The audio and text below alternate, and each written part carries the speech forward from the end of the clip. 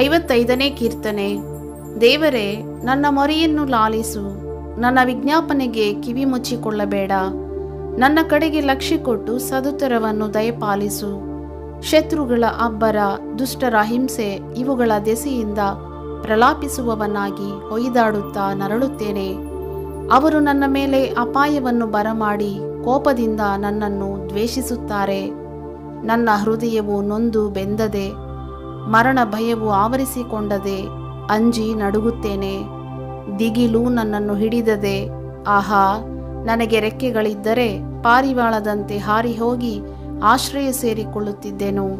ಅವಸರದಿಂದ ಹಾನಿಕರವಾದ ಬಿರುಗಾಳಿಗೆ ತಪ್ಪಿಸಿಕೊಂಡು ದೂರ ಹೋಗಿ ಅರಣ್ಯ ಸ್ಥಳದಲ್ಲಿ ಪ್ರವಾಸಿಯಾಗಿರುತ್ತಿದ್ದೆನು ಅಂದುಕೊಂಡೆನು. ಕರ್ತನೇ, ಅವರ ಭಾಷೆಯನ್ನು ತಾರುಮಾರು ಮಾಡಿ ಅವರನ್ನು ಭ್ರಾಂತಿಗೊಳಿಸು.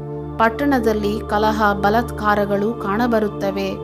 ಅವೇ ಅದರ ಪೌಳಿ ಗೋಡೆಗಳ ಮೇಲೆ ಹಗಲಿರುಳು ಸುತ್ತುತ್ತಿರುವ ಕಾವಲುಗಾರರು. ಊರೊಳಗೆ ಕೇಡು ತೊಂದರೆಗಳು ಪ್ರಬಲವಾಗಿವೆ. ಅದರೊಳಗೆಲ್ಲ ನಾಶನವೇ. ತಿಪ್ಪಲಾಟವೂ ವಂಚನೆಯೂ ಅದರ ಬೀದಿಗಳಿಂದ ತೊಲಗವು. ನನ್ನನ್ನು ದೂಷಿಸುವವನು ವೈರಿಯಾಗಿದ್ದರೆ ತಾಳಿಕೊಂಡೇನು. ನನ್ನನ್ನು ತಿರಸ್ಕರಿಸಿ ಉಬ್ಬಿಕೊಳ್ಳುವವನು ದ್ವೇಷಿಯಾಗಿದ್ದರೆ ಅಡಗಿಕೊಂಡೇನು.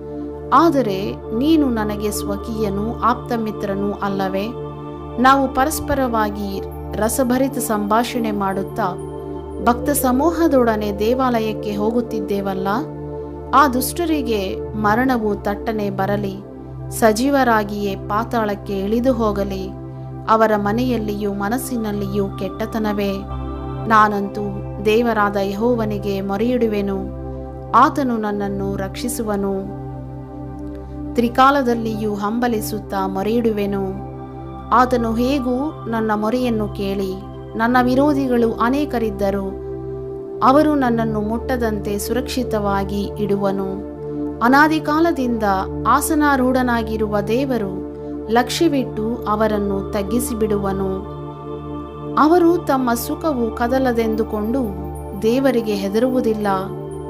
ಆ ದ್ರೋಹಿಯಾದರೋ ತನ್ನೊಡನೆ ಸಮಾಧಾನದಿಂದಿದ್ದವರ ಮೇಲೆ ವಿರೋಧವಾಗಿ ಕೈಯೆತ್ತಿ ತಾನು ಮಾಡಿಕೊಂಡ ಒಡಂಬಡಿಕೆಯನ್ನು ಭಂಗಪಡಿಸಿದ್ದಾನೆ. ಅವನ ಬಾಯಿ ಬೆಣ್ಣೆಯಂತೆ ನುಣುಪು, ಹೃದಯವೋ ಕಲಹಮಯವೇ. ಅವನ ನುಡಿಗಳು ಎಣ್ಣೆಗಿಂತ ನಯವಾಗಿದ್ದರೂ ಬಿಚ್ಚು ಕತ್ತಿಗಳೇ ಸರಿ. ನಿನ್ನ ಚಿಂತಾಭಾರವನ್ನು ಯೆಹೋವನ ಮೇಲೆ ಹಾಕು, ಆತನು ನಿನ್ನನ್ನು ಉದ್ಧಾರ ಮಾಡುವನು. ನೀತಿವಂತನನ್ನು ಎಂದಿಗೂ ಕದಲಗೊಡಿಸನು. ದೇವರೇ, ನೀನು ದುಷ್ಟರನ್ನು ಪಾತಾಳದ ಕೆಳಕ್ಕೆ ದೊಬ್ಬಿಬಿಡುವಿ. ಕೊಲೆಪಾತಕರು, ವಂಚಕರು ನರಾಯುಷ್ಯದ ಅರ್ಧಾಂಶವಾದರೂ ಬದುಕರು. ನಾನಂತೂ ನಿನ್ನನ್ನೇ ನಂಬಿಕೊಂಡಿರುವೆನು.